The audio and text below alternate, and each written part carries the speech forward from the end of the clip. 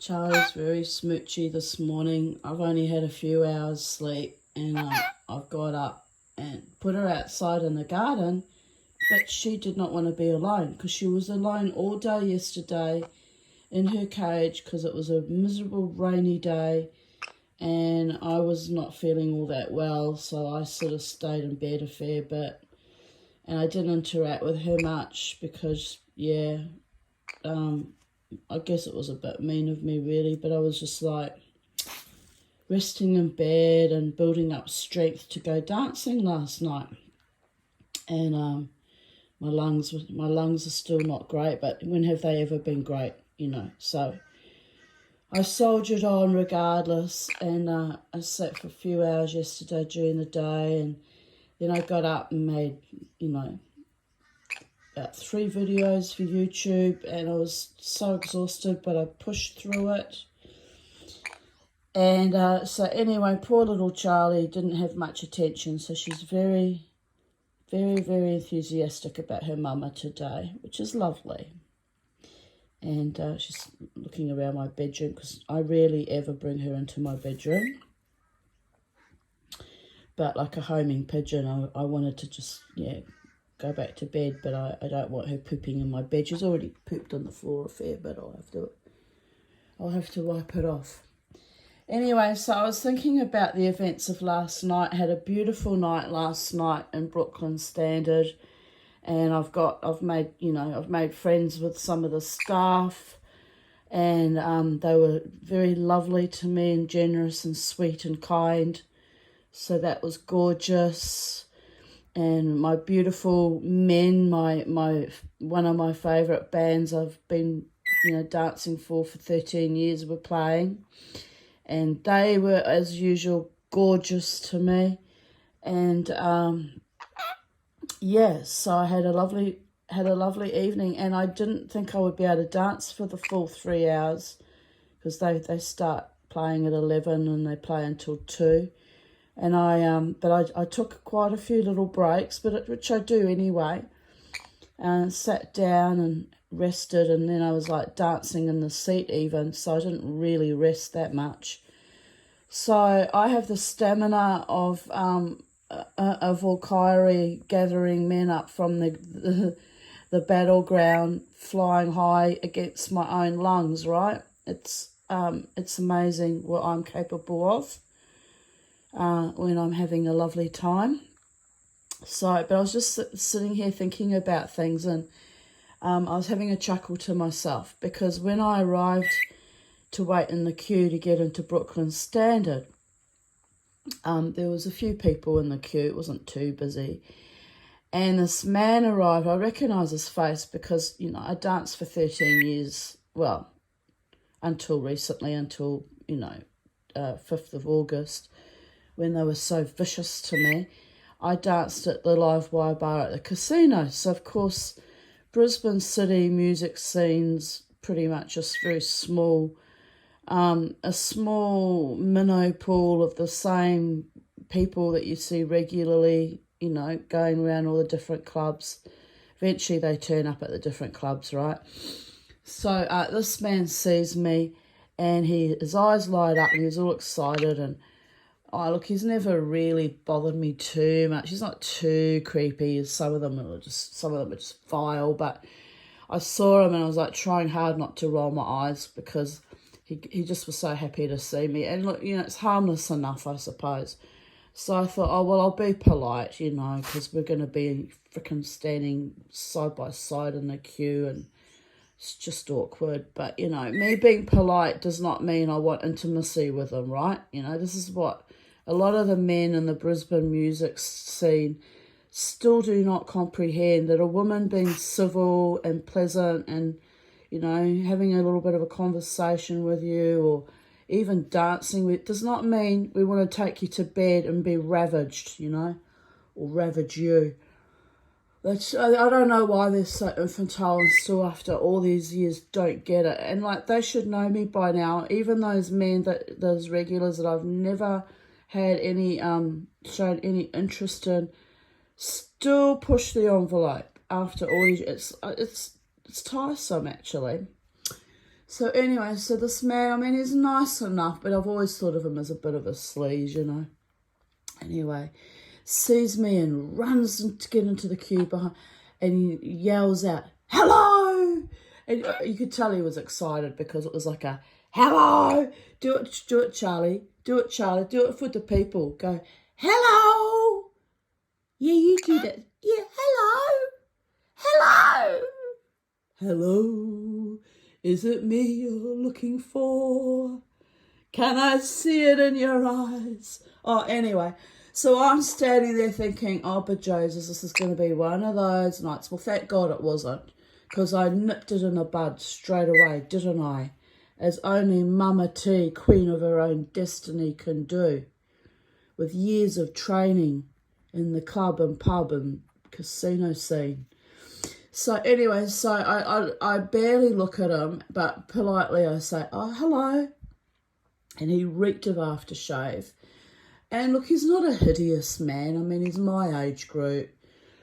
I'm pretty sure he's Maori or Polynesian ancestry, but that doesn't bother me. It's just that he's like one of the casino sleazes that was off-putting. Anyway, I thought, oh, here we go. It's going to be on for young and old. Here we go, here we go. I think I spent quite some time, 10 years ago telling him to fuck off because he used to be really annoying. So I thought, oh no, please God, please God. Anyway, so he says to me, something along the lines of, do you know who I am? And I like it. So I just acted very sort of cool and I said, yes, I recognise your face. I said, I danced for 13 years at the Live Wire bar at the casino, and I said, I do recognise you. And he was like, oh, he was so thrilled about that. I was like, oh, but Jesus. And anyway, next thing I know, he moved in very quickly.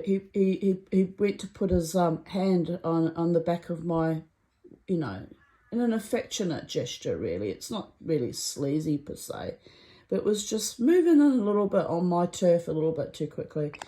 So he goes to put his hand on the base where your kidneys are, just above your bottom, which is not too inappropriate. But I just straight away looked at him and I said, I don't welcome that level of intimacy when we've just met. I said, I prefer you don't put your hand on my back. And there was a whole group of young men that were really drunk and like leering at me too, which they were making me feel a bit uncomfortable because there was like 5 or 6 of them and they were very big burly boys, And even they sort of looked horrified, But I thought, no, you actually have to treat them like they are sleazy, disgusting, rape-cultured, naughty boys because that's how they behave, by and large. So, so this man took it rather well. He just went, oh, and removed his hand immediately. And then so I just shot him like a polite, shy smile to say, basically, thank you for removing his hand off my personage. Oh, anyway, but he continued to chat to me, so he didn't take too much offence, which was good, So he wasn't being a creep, really. It was just I guess it was just a reflexive thing, wanting to put his hand on a beautiful woman. He thinks he's going to have fancied his chances, right? As they do. So anyway, he says to me, oh, I can't remember. He says, he goes, the casino is such a dive. And I was like, yeah, it's always been a dive. So that's no great revelation. And he says, basically was trying to figure out why I wasn't at the casino, because everyone knows in the music scene that was my regular dance space, even though it's a dive, right? So I said to him, it's always been a dive and it will always be a seedy, bloody place. Just trying to wash my floor for pippykins. And I said, they kicked me out. He went, what? They kicked you out? And he said, what did you do? And I was like, actually, I didn't do anything.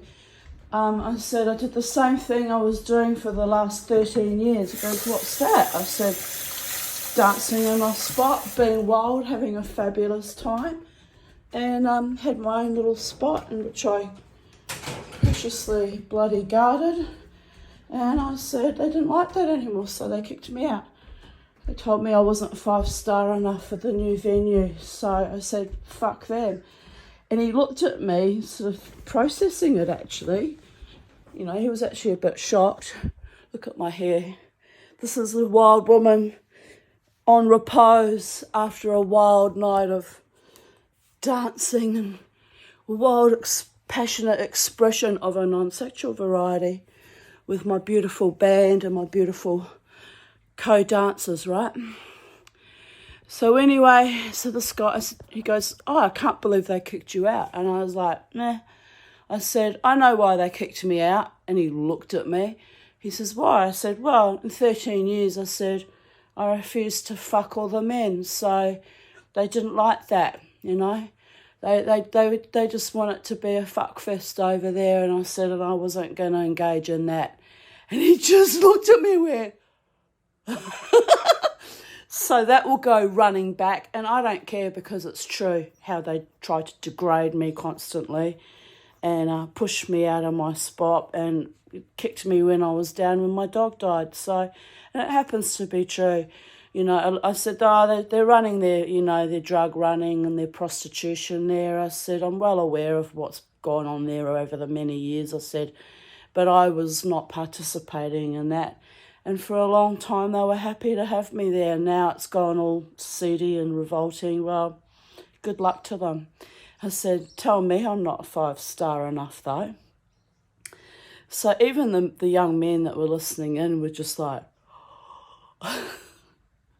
So, yes, I can be a bit of a bitch, but it happens to be true, you know. I don't usually show my vulnerable side and emote about how revolting they were over the many years and how I had to fend off so many men.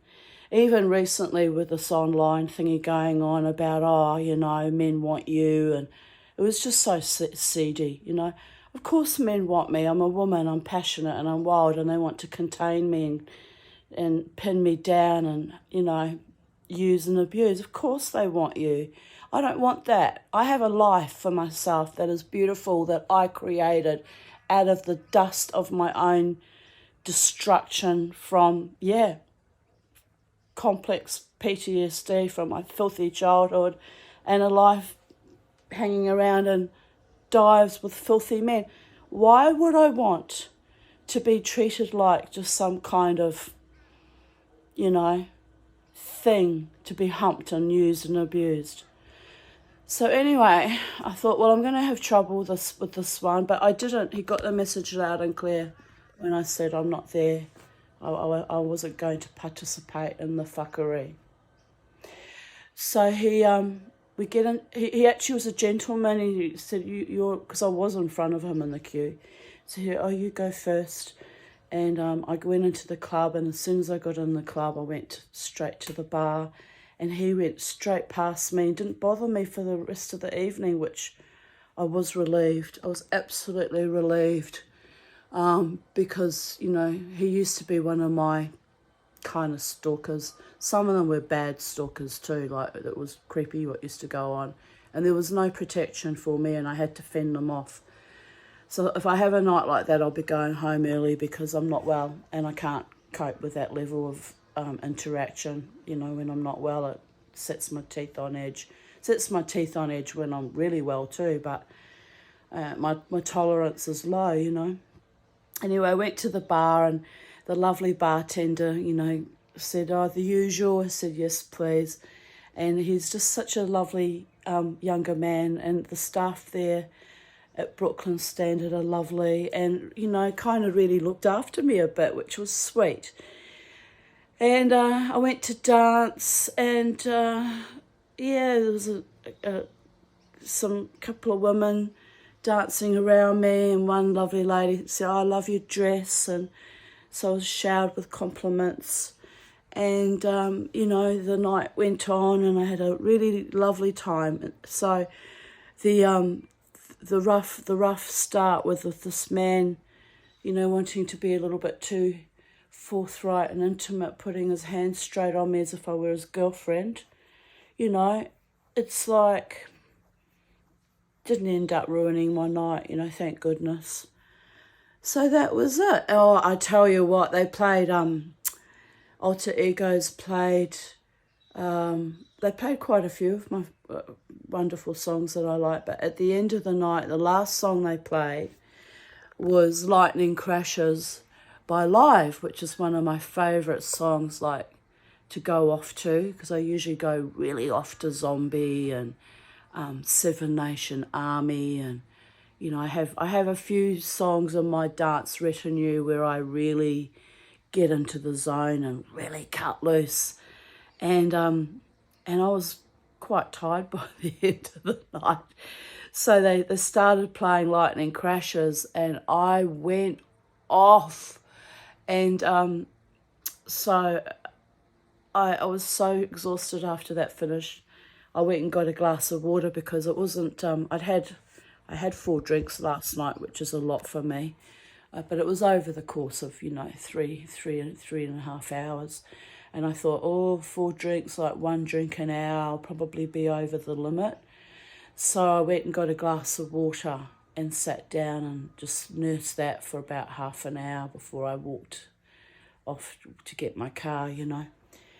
So, yes, I was sensible and I had a lovely time, and yeah, today I'm actually not too sore. Usually if I dance wildly for 3 hours, I'm crippled the next day and can hardly walk. But I'm not too sore, but my lungs are like, you know, like, I feel like a Tuvan throat singer. It's all up here, all upper respiratory. It's like, anyway, that's not very feminine and gorgeous, is it? But yeah, I can feel the tight as a drum. You could play me for a drum, and I could sing you a song of my people, the ancient gods, singing a song of my people. Take me to Valhalla, but not today, not today. I still got living to do, babies. Anyway, yeah, so very disappointed about the fact that I had a new love interest on the internet, but how real was it anyway? Because they threw in my face, oh, you know, I was actually going to invite you for a coffee after our brief chats. And I thought about it, no, you weren't, because you would have done it by now, after 11 days of chatting. So, you know, they tune you up and then they chew you up as well.